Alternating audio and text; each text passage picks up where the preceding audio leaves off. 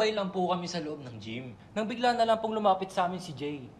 Tinanong po namin siya kung anong ginagawa niya doon. Tapos pinalis na rin po namin siya. Opo, ma'am. Bigla na nga lang po kaming sinuntok niyan eh.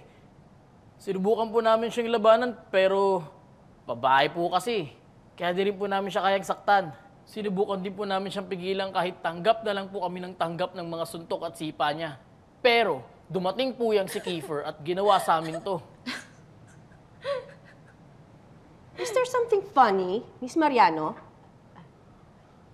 Are all of these true? Ma'am, hindi po totoo yan lahat.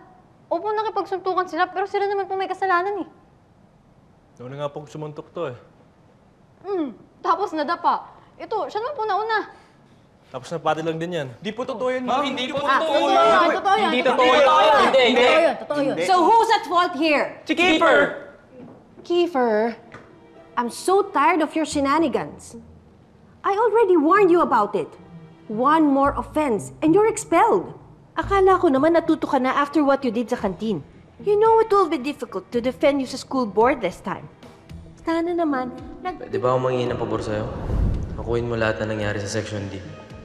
Bakit ang tanong mo? Dahil hindi na pwede masali si Kiefer sa kahit anumang gulo. ano Mr. Watson? Tama na! Hindi po kasalanan ni Kiefer. Ako po talaga yung nag-umpisa ng gulo. Ako po yung may gawa niyan lahat. Nahihiya na pong aminin yung mga yan na babae may gawa niya sa kanila. Miss Mariano, what are you talking about? Sinasabi ko pong ako po yung may kasalanan, ma'am. Hindi na po ako nadamay dito. Ako po yung sumugod sa mga estudyante ng Section D. Alam niyo naman po yung record sa dati kong school, di ba? Miss Mariano, this is serious. You can be expelled. Expulsion na din agad sa akin, ma'am. That's why, if you are trying to cover up for Mr. Watson, this should stop now.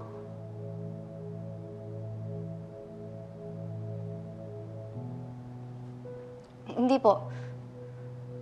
Ako po talaga. Okay. Then call your guardian now.